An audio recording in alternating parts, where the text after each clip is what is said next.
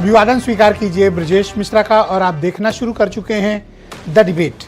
बहनों भाइयों, महिलाओं के प्रति अपराध के मामले में देश के कई राज्य बड़े अव्वल चल रहे हैं। महिलाओं के प्रति अपराध होना, लेकिन उसके बाद दोष सिद्धि तक पहुंचाना, ये एक बेहद कठिन काम होता है।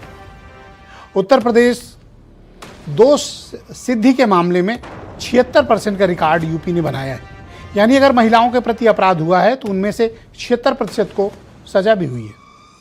लेकिन यह भी ध्यान रखने की जरूरत है कि उत्तर प्रदेश में प्रति लाख महिलाओं पर जो अपराध की तादाद है वो भी अधिक है, और देश भर में चूंकि सबसे बड़ा राज्य है तो यहाँ महिलाओं के प्रति अपराध के केसेस भी देश में सबसे अधिक हैं।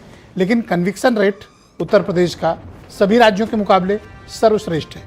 क्या महिलाओं को इंसाफ मिल रहा है, और क्या कन्विक्शन की वजह से घटनाएं कुछ कम होंगी या समाज में कोई संदेश जाएगा?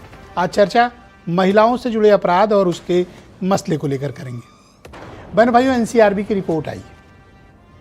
मैंने सोचा कि उस रिपोर्ट पर आधी आबादी का मुद्दा है, इस पर एक ज़रूर चर्चा होनी चाहिए और चर्चा खुली होनी चाहिए। और आज की डिबेट में उन्हीं का मैक्सिमम पार्टिसिपेशन होना चाहिए।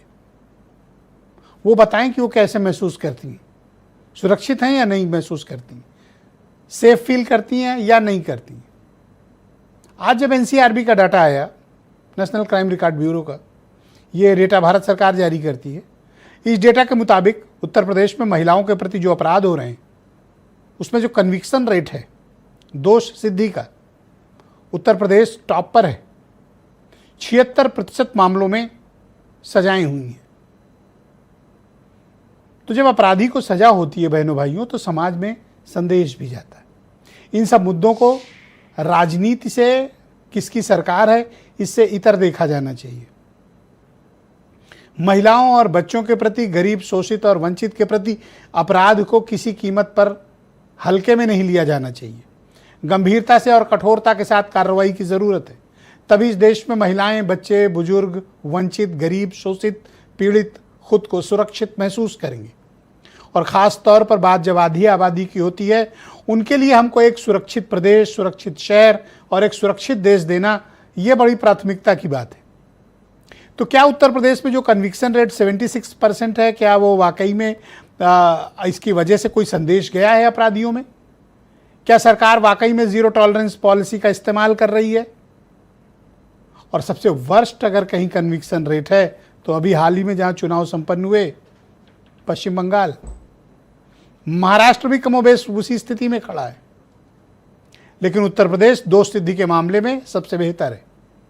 लेकिन यह भी ध्यान रखिए कि उत्तर प्रदेश में महिलाओं के प्रति अपराध देश भर में सर्वाधिक है। आप उसके लिए राज्य की संख्या का, पॉपुलेशन का, साइज का जिक्र करें, लेकिन उत्तर प्रदेश में महिलाओं के प्रति अपराध हैं, सर्वाधिक भी हैं, केसेस भी दर्ज हैं।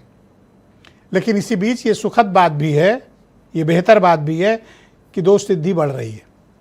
लेकिन हमको इसे बढ़ाना है, 76% पे नहीं रुकना है।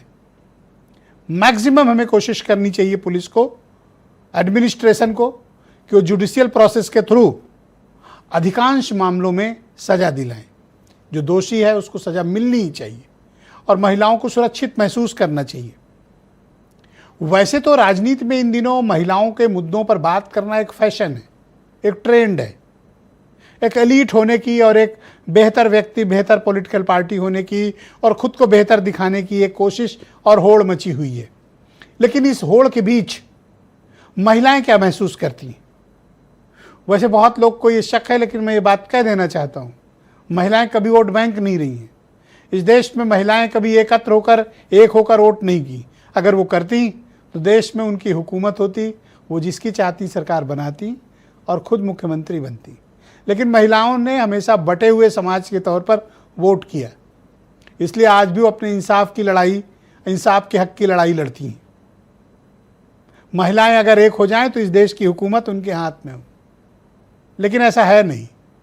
महिलाएं अपने ही मुद्दे पर वोट नहीं करती। महिलाएं अपने ही मुद्दों पर उतनी जागरूक नहीं है जितना कि उन्हें होना चाहिए। इस पुरुष प्रधान समाज में महिलाओं का हक और हुकूक, उनको इंसाफ और उनको सुरक्षा, ये एक बड़ा मुद्दा है। और इसे दुर्भाग्य कह लीजिए हमारी डेमोक्रेसी का या फिर इस देश का कि आज़ादी के इतने वर्षों के बाद, 75 वर्षों के बाद भी हम आज जिक्र किस बात का कर रहे हैं, जब हम कहते हैं हम आज़ादी की 100वीं वर्षगांठ 2047 में मनाएंगे, तो ये पूछा जाना चाहिए कि इस देश की महिलाओं के लिए आज़ादी के ये 100 साल कैसे रहे हैं। आज भी क्या वो इस पुरुष प्रधान समाज में खुद को बराबरी पर महसूस करती हैं?